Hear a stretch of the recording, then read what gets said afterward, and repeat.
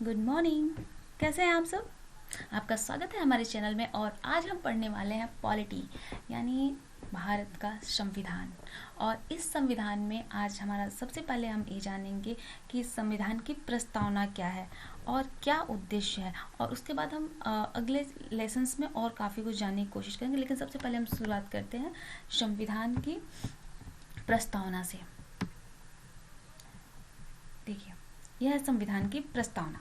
हम भारत के लोग भारत को एक संपूर्ण प्रभुत्व संपन्न समाजवादी पंथनिरपेक्ष लोकतंत्रात्मक गणराज्य बनाने के लिए तथा उसके समस्त नागरिकों को सामाजिक आर्थिक और राजनीतिक न्याय विचार अभिव्यक्ति विश्वास धर्म और उपासना की स्वतंत्रता प्रतिष्ठा और अवसर की क्षमता प्राप्त कराने के लिए तथा उन सब में व्यक्ति की गरिमा और राष्ट्र की एकता और अखंडता सुनिश्चित कराने वाली बंधुता बढ़ाने के लिए दृढ़ संकल्प होकर अपनी इस संविधान सभा में आज तारीख 26 नवंबर 1949 ईस्वी मिति मार्गशीर्ष शुक्ला सप्तमी संवत 2006 विक्रमी को एतद द्वारा इस संविधान को अंगीकृत अधिनियमित और आत्मार्पित करते हैं।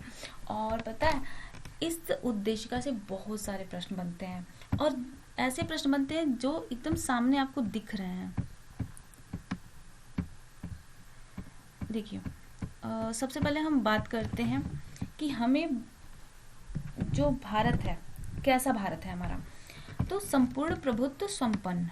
ठीक, सबसे पहले क्या है? संपूर्ण प्रभुत्व संपन्न, अर्थात अपना निर्णय भारत स्वयं लेगा और भारत के लोग, यहाँ पर जो भी बातें की गई है ना, वो भारत के लोगों के लिए कही गई है।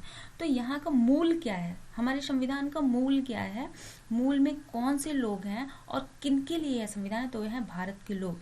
भारत के लोगों ने इसका निर्माण किया। यह भारत के लोगों के द्वारा है और भारत के लोगों के लिए है। ठीक है, तो संविधान जो भारत का है, यह भारत के लोगों के लिए है, भारत के लोगों के द्वारा बनाया गया और भारत के लोगों के लिए सीमित। अब भारत को एक संपूर्ण प्रभुत्व संपन्न बनाना है। और प्रभुत्व संपन्न मतलब भारत अपना निर्णय स्वयं लेगा। समाजवादी, ठीक, समाजवादी का मतलब यहाँ सबके लिए समान अवसर उपलब्ध कराए जाएंगे। पंथ निरपेक्ष मतलब भारत एक, अगर हम भारत को बात करें, एक राज्य है भारत, तो यहाँ भारत में राज्य का अपना कोई भी धर्म नहीं है। भारत सभी धर्मों के लिए एक समान सोच रखता है, लेकिन अपना इसका कोई धर्म नहीं है। लोकतंत्रात्मक गणराज्य मतलब लोकतंत्र, लोगों के द्वारा बनाया गया शासन, ऐसा शासन जो लोगों के द्वारा बनाया गया उसे कहते हैं लोकतंत्रात्मक। और गणराज्य जो चुनाव के द्वारा, अगर हम किसी, जो मुखिया हैं हमारे, जो हमारे देश के मुखिया हैं, उनको हम चुनाव के द्वारा प्राप्त करते हैं, या तो परोक्ष या प्रत्यक्ष रूप से। ठीक, तो हम भारत के लोग भारत को एक संपूर्ण प्रभुत्व संपन्न समाजवादी पंथनिरपेक्ष लोकतंत्रात्मक गणराज्य बनाने के लिए, हमें कैसा गणराज्य बनाना है भारत को? तो संपूर्ण प्रभुत्व संपन्न समाजवादी पंथनिरपेक्ष और लोकतंत्रात्मक गणराज्य बनाना है। अब इसका क्या क्या अर्थ है आप समझ गए। अब हम देखेंगे भारत में कितने प्रकार के न्याय हमें दिलाने हैं यहाँ के लोगों को। तो 3 प्रकार के न्याय, सामाजिक आर्थिक और राजनैतिक न्याय। ठीक है, न्याय कितने प्रकार के? 3 प्रकार के, सामाजिक न्याय, आर्थिक न्याय और राजनैतिक न्याय। उसके बाद हमें स्वतंत्रता कैसी कैसी देनी है भारत को, भारत के लोगों को कैसी कैसी स्वतंत्रता मिलनी चाहिए? तो 5 प्रकार की, विचारों की स्वतंत्रता, अभिव्यक्ति की स्वतंत्रता, विश्वास की स्वतंत्रता, धर्म की स्वतंत्रता और उपासना की स्वतंत्रता। ठीक, यह 5 प्रकार की स्वतंत्रता भारत को मिलनी चाहिए, भारत के प्रत्येक व्यक्ति को। उसके बाद प्रतिष्ठा और अवसर की समता मतलब समानता कैसी कैसी मिलनी चाहिए? कौन कौन सी समानता हमें भारत के लोगों को देनी है? तो प्रतिष्ठा और अवसर की समानता, हर व्यक्ति की प्रतिष्ठा और हर व्यक्ति को अवसर की समानता मिले, तथा उन सब में व्यक्ति की गरिमा और राष्ट्र की एकता और अखंडता सुनिश्चित करने वाली बंधुता।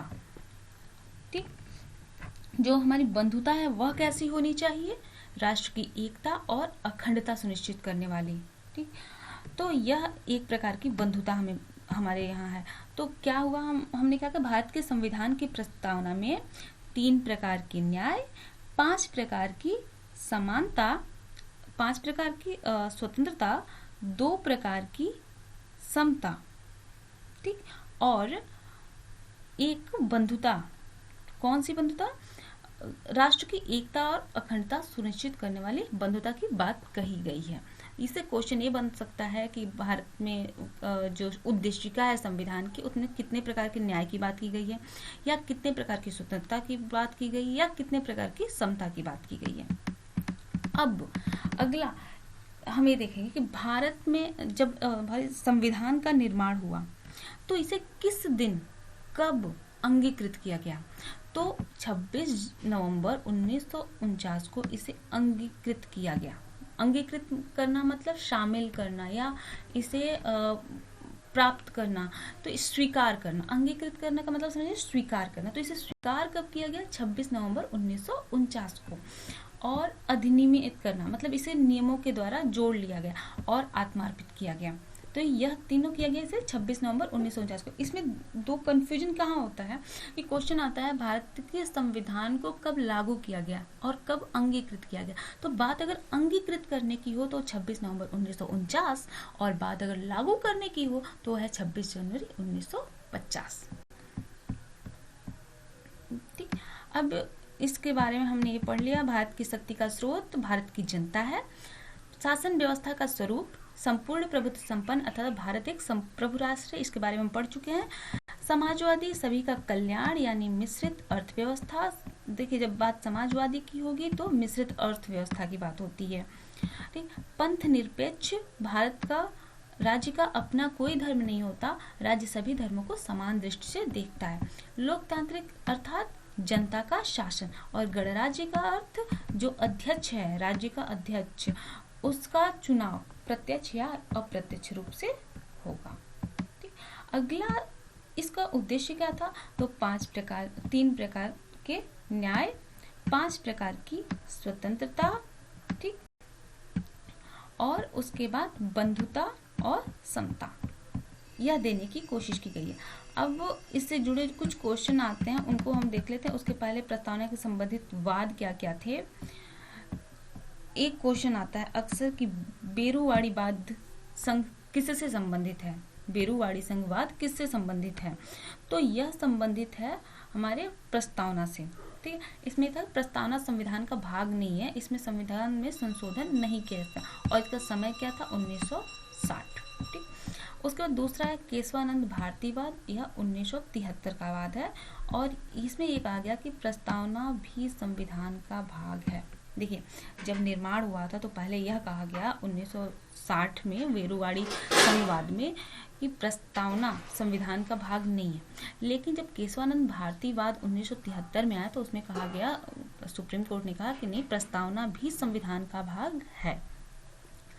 जो 42वां संशोधन हुआ, ठीक है, इसे मिनी कॉन्स्टिट्यूशन भी कहा जाता है 42वें संविधान संशोधन को, क्योंकि इसे बहुत चीजें जोड़ी गई। तो इसमें प्रस्तावना में क्या जुड़ा? प्रस्तावना में समाजवादी, पंथ निरपेक्ष और अखंडता शब्द को जोड़ा गया था। एक बार फिर से आप संविधान को, प्रस्तावना को देखिए यहाँ पर, ठीक है, समाजवादी, ठीक, समाजवादी, पंथ निरपेक्ष और अखंडता शब्द यहाँ पर कहाँ कहाँ है उसे आप देख लेंगे तो आपको याद हो जाएगा। ठीक, देखिए यहाँ है अखंडता, ठीक, यहाँ पर है समाजवादी। ठीक, तो यह हमारे इसमें प्रस्तावना में जोड़े गए थे। अब आगे देखते हैं। पहले हमारे जो संविधान का प्रस्तावना बना था उसमें समाजवादी, पंथ निरपेक्ष और अखंडता, ये तीनों ही शब्द नहीं थे। अच्छा, 42वां एक क्वेश्चन में ये भी आता है 42वां संविधान संशोधन कब हुआ? तो यह 1976 में किया गया था। यह कहाँ से लिया गया है, कहाँ से प्रभावित है? तो जो हमारा संविधान है ना, यह प्रस्तावना अमेरिका के संविधान से प्रभावित है। ठीक, और 13 दिसंबर 1946 को पंडित जवाहरलाल नेहरू द्वारा संविधान सभा में प्रस्तुत उद्देश्य संकल्प से उद्धृत है। जो पंडित जवाहरलाल नेहरू ने 13 दिसंबर 1946 को जो उद्देश्य संकल्प प्रस्तुत किया था, जो भारत का संविधान निर्माण का जो उद्देश्य उन्होंने संकल्पित किया, वही उद्देश्य प्रस्तावना कहा गया। ठीक है, वही उद्देश्य प्रस्तावना बदल दिया गया, कहा गया। अब देखिए इससे जुड़े जुड़े क्वेश्चन क्या आते हैं।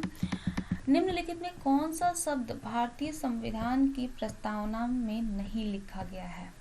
हमने देखा सबसे पहले लिखा गया संप्रभु राष्ट्र होगा, समाजवादी होगा, ठीक, लोकतांत्रिक भी होगा, लेकिन राष्ट्रनिरपेक्ष शब्द कहीं भी नहीं है।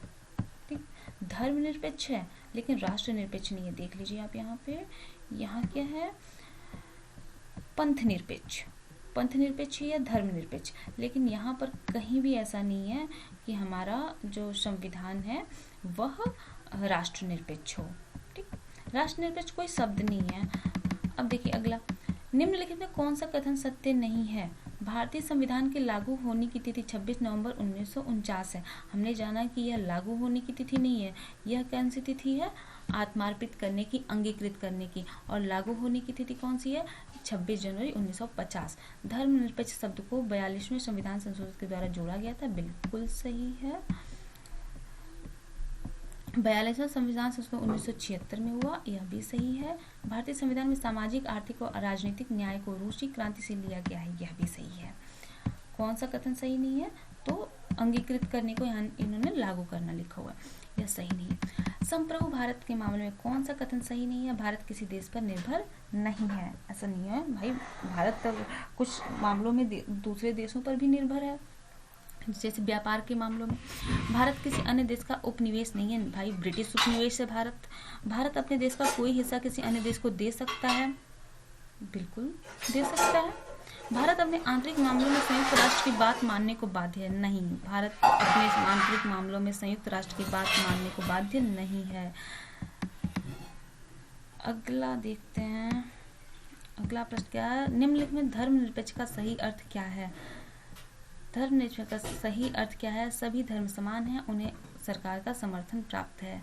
ठीक है, राष्ट्र धर्म का विशेष महत्व है। भारत सरकार द्वारा किसी एक धर्म को संरक्षण देना, तो इसमें ऐसा कुछ भी नहीं है। देखिए अगर इसके वास्तविक लाइन ये होगी कि सभी धर्म समान है, ये समान नहीं हो, समान है, सभी धर्म समान है और भारत किसी भी धर्म को समर्थन नहीं प्रदान करता, यह किसी एक धर्म को समर्थन नहीं प्रदान करता, इसके लिए सभी धर्म समान हैं। अब अगला हम अगर बात करते हैं भारतीय संविधान में सामाजिक समता का क्या अर्थ है, तो भारत में सामाजिक समता का अर्थ है, एक सेकंड, पेपर इधर। भारतीय संविधान में सामाजिक समता का अर्थ क्या है? भारत समाज के किसी भी वर्ग के लिए विशेष अधिकार की अनुपस्थिति, किसी भी वर्ग को विशेष अधिकार अगर नहीं दिया जाता है तो वह सामाजिक समता कहलाती है। निम्नलिखित, लेकिन यहाँ पर देखिए एक चीज और है, सामाजिक समता तो दी गई है लेकिन कुछ ऐसे लोग हैं जो वंचित हैं, जिनको अधिकार उनके नहीं दिए गए, तो उनको अधिकार देने के लिए आरक्षण की भी बात कही गई है। निम्नलिखित में किसने भारतीय संविधान की प्रस्तावना को संविधान का कुंजी नोट कहा था? अर्नेस्ट बार्कर ने संविधान की प्रस्तावना को संविधान का कुंजी नोट कहा था। ठीक, इसके साथ ही आज हम इस चैप्टर को कंप्लीट करते हैं। अगर आपको वीडियो पसंद आए तो लाइक, शेयर और सब्सक्राइब और कमेंट करिएगा।